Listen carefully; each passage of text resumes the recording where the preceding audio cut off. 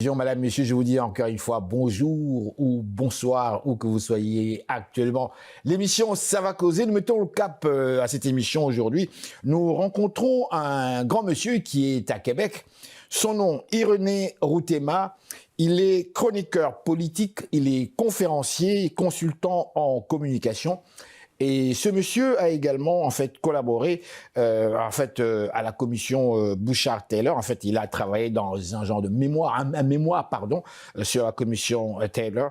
Et aussi, c'est un monsieur qui a quand même, en fait, c'est un journaliste, on doit le dire ici, c'est un journaliste qui a travaillé avec plusieurs organismes, entre autres le Franco à Calgary, en Alberta. Il a également collaboré avec plusieurs médias comme chroniqueur politique, notamment avec Radio-Canada en Alberta, Radio X Énergie 98.9, et ça, je pense bien que c'est à Québec. Bonjour, cher frère, comment ça va? Bonjour, tout va bien, merci pour l'invitation, c'est très apprécié. Alors, tout va bien, je viens de finir ma chronique il y a quelques minutes, donc ça va, il fait soleil à Québec, donc merci et merci pour l'invitation. Ben, c'est un honneur, c'est un grand plaisir. Votre chronique portait sur quoi au juste? Oui, alors aujourd'hui, on a parlé un peu des problèmes de Justin Trudeau parce que donc il y a un député du Nouveau-Brunswick, non, de Terre-Neuve, qui a dit que le parti était rendu usé, qui avait demandé qu'on fasse une révision du leadership de M. Trudeau. Alors, ça a été ça le sujet de la chronique. Et l'autre sujet que nous avons abordé, c'était le financement politique et François Legault. Donc, on a eu quelques députés il y a une semaine ou deux qui ont demandé des contributions de $100 pour participer à un cocktail afin de pouvoir rencontrer un ou une ministre. Et nous qui sommes à Québec, il y avait le ministre que nous appelons le ministre des Nordiques, donc Monsieur Girard qui est ministre des Finances aussi, et Madame Guilbeault qui est la vice-première ministre qui est députée de Québec. Voilà un petit résumé de notre sujet aujourd'hui. Ça bouge quand même hein, à Québec, hein? Ça bouge, hein? Oui, oui, oui, ça bouge. Oui, ça va bien, ça bouge.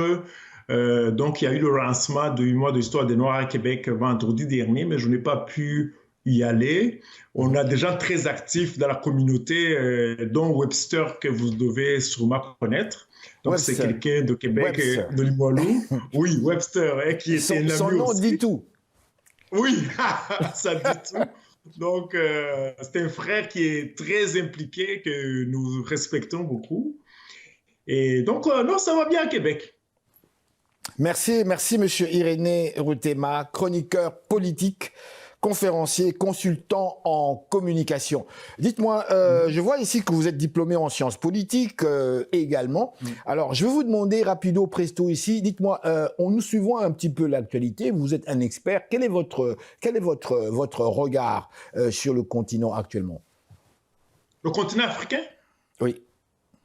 Oui, mais donc, vu que je suis ici depuis 1993, ça fait 30 ans que je n'ai pas vécu en Afrique. 30 ans. Mais 30 ans, je suis né au Rwanda. Oui. Je suis né au Rwanda.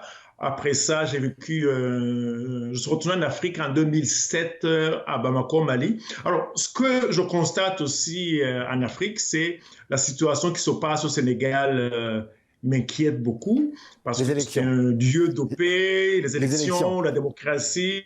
Donc ça c'est quelque chose qui me préoccupe aujourd'hui. Mais comme je ne maîtrise pas nécessairement la politique africaine, j'ai consulté mes amis qui suivent ça de près et ils se posent les mêmes questions. Est-ce que le président veut faire un coup d'État constitutionnel? Donc ça, c'est une question que je me pose. Et vu que j'ai vécu à Bamako, au Mali aussi, Bamako est une belle ville. Les Maliens aiment la paix. J'ai vraiment eu du plaisir là-bas.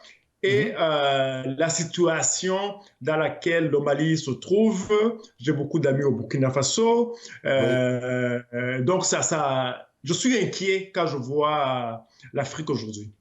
Mais parce que vous avez cité le Mali, vous avez cité également le Sénégal. Au niveau du Sénégal, on parle ici des prochaines élections présidentielles, où le président a décidé de remettre tout cela pour une date ultérieure, qui n'a pas encore été fixée, et nombreux parlent ici de coup d'État constitutionnel, mais bon, bref, ça c'est plutôt côté sénégalais, mais je voudrais revenir un petit peu ici, à l'Afrique de l'Ouest toujours, je reste toujours en Afrique de l'Ouest, je parle de ces trois pays que vous avez cités, je parle du Mali, je parle du Burkina Faso, et je parle aussi du Niger quelque part. Ces pays-là ont décidé de poser un geste sérieux, un geste qui vraiment qui fait peur quelque part parce que on veut voir les conséquences. Ils quittent cette union avec les autres pays. Quel est votre commentaire par rapport à cette décision? De quitter la CEDEAO? Oui. Très, très bonne question. Mais je trouve qu'aujourd'hui, la CEDEAO est affaiblie. Donc, je trouve que c'est une organisation qui est faible, qui vacille. Parce que affaiblie si nous nous souvenons... Affaiblie pourquoi? Parce qu'on n'écoute pas la CEDEAO. Je vais vous donner un exemple. Au Niger, le président du Nigeria qui dirigeait la CEDEAO à l'époque... Juste avant de vous laisser continuer, on va juste situer rapido presto nos téléspectateurs. CEDEAO, on va définir. Qu'est-ce que c'est? Allez-y. Oh mon Dieu, c'est une bonne question. C'est la communauté de développement des États d'Afrique de l'Ouest, si ma mémoire est bonne. Qui est une organisation, je dirais, économique, c'est ça, hein, économique quelque part, mais qui est en fait devenue politique. Oui, qui est très politique. Donc, ce que je disais, c'est qu'après le coup d'État au Niger, la CEDEAO avait menacé d'intervenir militairement au Niger, ce qu'elle n'a pas fait. Donc ça, je pense que ça l'a affaibli. La CEDEAO, après plusieurs coups d'État au Mali, je pense qu'ils sont rendus à 5 ou 6 coups d'État en 4 ans ou 5 ans, j'exagère à peine. Donc ils ont voulu que l'ordre constitutionnel revienne. Pour le moment, il n'y a rien qui se passe. Après 2 ou 3 coups d'État au Burkina Faso, c'est la même chose. Donc je trouve que c'est une organisation affaiblie. Et aujourd'hui, ce que je vois et ce que je suis, c'est que là, les Français se font expulser de l'Afrique, donc l'ancien pouvoir colonial, qui est aussi très affaibli parce que le Mali a décidé d'expulser les militaires français. Le Burkina Faso, je pense que les relations ne sont pas très bonnes. Le Niger, les relations ne sont pas très bonnes.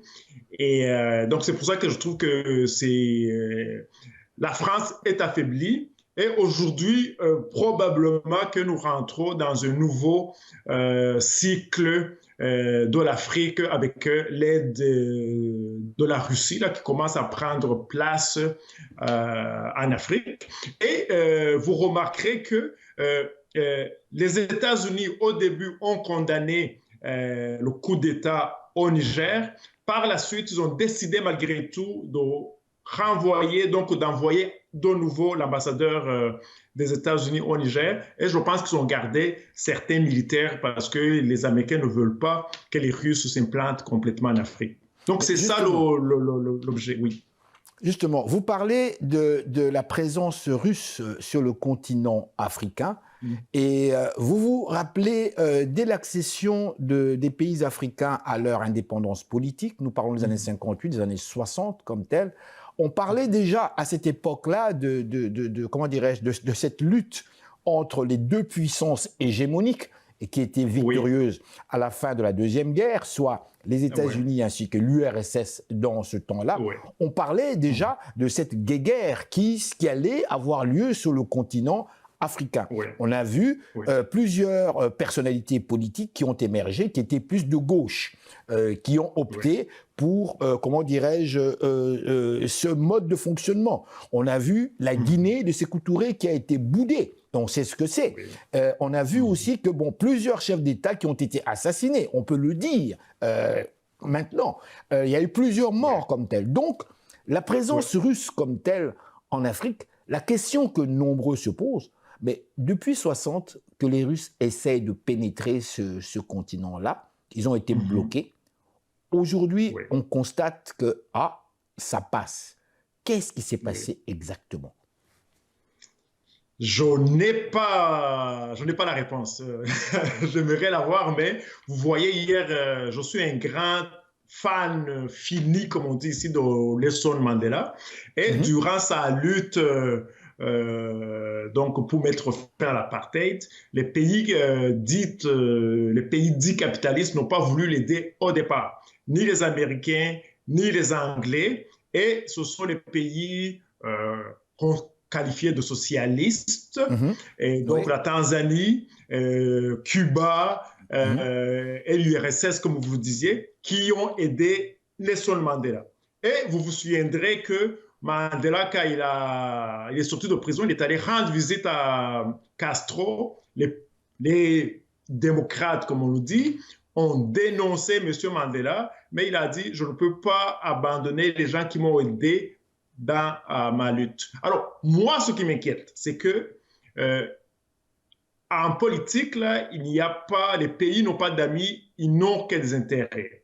Donc, ce que je pense, c'est que, on le voit en République démocratique du Congo, même le pape est allé pour demander à plusieurs pays d'arrêter de piller le Congo. En Angola, il y avait donc les deux puissances se battaient via M. Savimbi et Dos Santos. Dos Donc, c'est les Santos. États-Unis qui se battaient, mais l'Angola est très riche en pétrole. Alors, moi, ce qui m'inquiète comme quelqu'un qui est né là ou qui n'y vit plus depuis 30 ans, c'est que peu importe la personne qui est là, l'intérêt, c'est le pillage des ressources naturelles de l'Afrique et de plusieurs pays africains. Je dois vous dire encore une fois, merci Mhm. infiniment Mhm. d'avoir participé à cette émission. Merci beaucoup. Ah, mais merci pour l'invitation. Et donc, envoyez-moi quand ça va être prêt. Je peux partager ça dans mes médias sociaux et qu'on puisse vous écouter aussi à Québec, donc notre capitale nationale. J'en profite pour vous relancer l'invitation. J'espère qu'on Oui, aura l'occasion de temps en temps quand même de vous avoir ici à l'émission pour nous oui, commenter quand même l'actualité. oui. Il n'y a pas de souci là. Donc, vous me le dites. Je suis toujours disponible. Merci beaucoup. Allez, portez-vous bien. Merci. Oui. Merci, bonne Merci. journée. Bye. Merci. Alors voilà, mesdames, messieurs, restez là. Nous sommes de retour tout de suite après ces réclames publicitaires. Et voilà, mesdames, messieurs, l'émission tire déjà à sa fin. Nous espérons que vous avez aimé. N'hésitez surtout pas de nous faire part de vos commentaires. Encore une fois, on veut avoir de la pub à l'émission. C'est quand même très intéressant. Pourquoi pas travailler en partenariat, comme moi je dis, créer un dynamisme au niveau même de l'Afrique, ici même à Montréal. Donc, on a besoin de la publicité ici même à l'émission. N'hésitez surtout pas donc de nous contacter. Voilà, ceci dit, je vous dis grand merci encore une fois au nom de toute l'équipe ici en Ringaka. Au revoir et gardez le sourire.